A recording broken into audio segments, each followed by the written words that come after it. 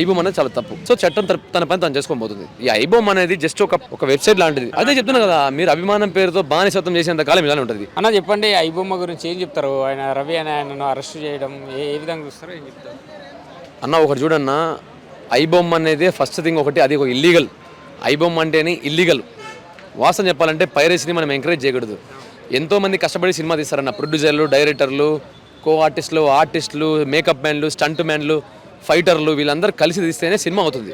So అలాంటి సినిమాని కేవలం నేను థియేటర్లోకి విరుద్ధం కాకుండా సినిమాని డైరెక్ట్గా నేను సెల్ ఫోన్లోకి ఎక్కిచ్చేస్తా అంటే ఎవరు మాత్రం ఒప్పుకుంటారన్న? ఆ కష్టం వెనుకున్న ఎంతో శ్రమ ఉంటుంది. చెమట ఓడ్చి రక్తాన్ని దారపోసి తీస్తారు సినిమాని. సో అలాంటి దాన్ని కాకుండా జస్ట్ నేను ఐబొమ్మలో డైరెక్ట్ పెట్టేస్తా అంటే ఎవరు మాత్రం ఒప్పుకుంటారు?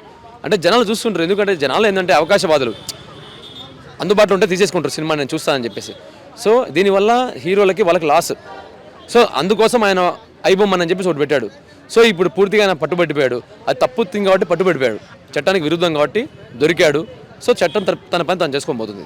సో అలా చేయడం చాలా తప్పు. ఫస్ట్ థింగ్ ఐబొమ్మ అనేది చాలా తప్పు. అంటే గతంలో కొన్ని రోజుల క్రితం పోలీసులకు కూడా సవాల్ ఇచ్చాడు. అవును, ఆయన చేసిన పెద్ద మిస్టేక్ ఏంటంటే పోలీసులకు సవాల్ ఇస్తాడు. పోలీసులకు ఎలా సవాల్ ఇస్తుందో, పోలీస్ నెట్వర్క్ అంటే మామూలు నెట్వర్క్. ఇండియాలో ఎంతో క్రిమినల్స్ని, ఎంతోమంది రౌడీలను పట్టుకొని రౌడీ షీటర్ని ఏరివేసింది మన పోలీస్ వ్యవస్థ. సో అలాంటి పోలీస్ వ్యవస్థని ఏ విధంగా నువ్వు సవాల్ ఇసిరావు? దమ్ముంటే పట్టుకోని అని చెప్పేసి. సో అలా తప్పు. నువ్వు సవాల్ ఇసిరాలనుకుంటే ఎవరైనా రౌడీలకు ఇసిరాలి సవాలు.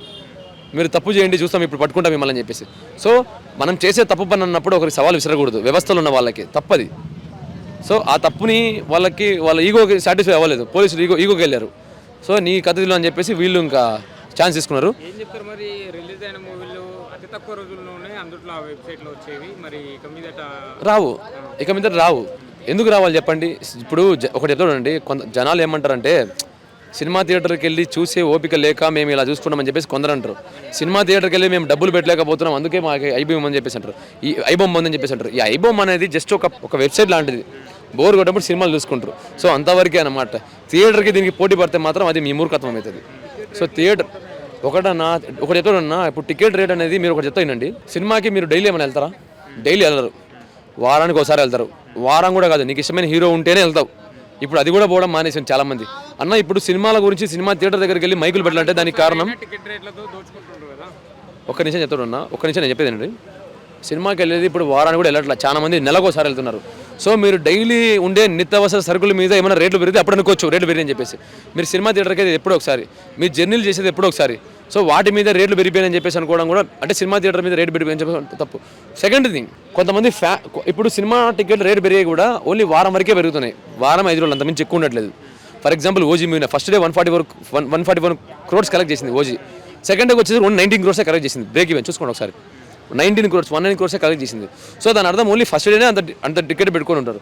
దీనికి కారణం ఏంటంటే మన టాలీవుడ్లో ఉన్నటువంటి పిచ్చిగా ఉండే ఫ్యాన్స్. ఈ ఫ్యాన్స్ ఏంటంటే 1000 రూపాయలు టికెట్ పెడితే మా హీరోకి 1000 రూపాయలు లేదు, మేము 1,00,000 రూపాయలైనా పెడతామని చెప్పేసి అదే పని చేసుకుంటున్నారు. సో అవతలకి ఛాన్స్ ఇస్తున్నారు. టికెట్ 2000 పెట్టినా కూడా ఇబ్బంది లేదు, వీళ్ళు చూస్తారు. 3000 పెట్టిన ఇబ్బంది లేదు. సో వాళ్ళని ఆపాలి. ఫస్ట్ థియేటర్ ఓనర్గా తప్పు కాదు, ఇది చేసుకొని ఇది లేపాలని చూసే ఆ ఫ్యాన్స్ పిచ్చులు ఎవరైతే ఉంటారో వాళ్ళ తప్పు. సో తప్పు వాళ్ళది, థియేటర్ది కాదు, ఆ ప్రొడ్యూసర్ది కాదు, వాళ్ళది కాదు, ఎవరిది కాదు, వీళ్ళదే తప్పు. అంటే ఈ విధంగా పైరవీలు మూవీ చేయడం ఇట్లా ఏం చెప్తారు? అదే చెప్తున్నా కదా, మీరు అభిమానం పేరుతో బానిసత్వం చేసేంత కాలం ఇలానే ఉంటుంది. అభిమానం పేరుతో బానిసత్వం చేసేంత బానిసత్వం చేసే కాలం వాళ్ళు మిమ్మల్ని దోచుకుంటున్నారు అనుకుంటే వాళ్ళు దోచుకుంటూనే ఉంటారు. లేదు వాళ్ళు మాకు మంచి చేస్తున్నట్టే మీరు అనుకుంటారు. అంతే, ఏం చేయలేం. సో అభిమానం పేరుతో బానిసత్వం చేయమాకండి. మీకు ఏవైతే హక్కులు ఉంటే వాటి గురించి పోరాడండి. అవును, ఐబొమ్మలో జరిగింది. ఎందుకు జరగలేదన్నా? ఇప్పుడు చాలా మంది థియేటర్కి వెళ్ళి ఆలోచన వచ్చినప్పుడు కూడా ఏముంది పోరా బొక్క కాలు మీద కాలు వేసుకొని రూమ్లో కూర్చొని ఫ్యాన్ ఏసీఓ నీళ్లు తాగుకుంటూ ప్రశాంతంగా ఏదైనా తినుకుంటూ ఐబొమ్మలు చూద్దాం అనుకునే వాళ్ళు 100 మంది ఉన్నారు సినిమా థియేటర్ పోకుండా. సో దానివల్ల చాలా ఇది కరెక్ట్ కాదు. ఎందుకంటే ఏదైనా కష్టపడితే తెలుస్తుంది దాని గురించి, అది పోతే వాల్యూ ఎలా ఉంటుందో. సో ఆ రవి నట్ ఆయన పర్సనల్గా టార్గెట్ చేశాడు సినిమా వాళ్ళని. మరి ఎందుకు టార్గెట్ చేశాడు ఆయనకైతే తెలియాలి మరి. సో చూసారా, బొక్కబొరలో పడ్డమంటే లాస్ట్కి ఆయన అధర్మంలో వెళ్ళాడు. వాళ్ళ ఫ్యామిలీ వాళ్ళే తప్పని చెప్పేసి వేలెత్తి చూపించారు, ఆయన దొరికిపోయాడు. సో ఆ విధంగా ఉంటుంది అనమాట. సో అది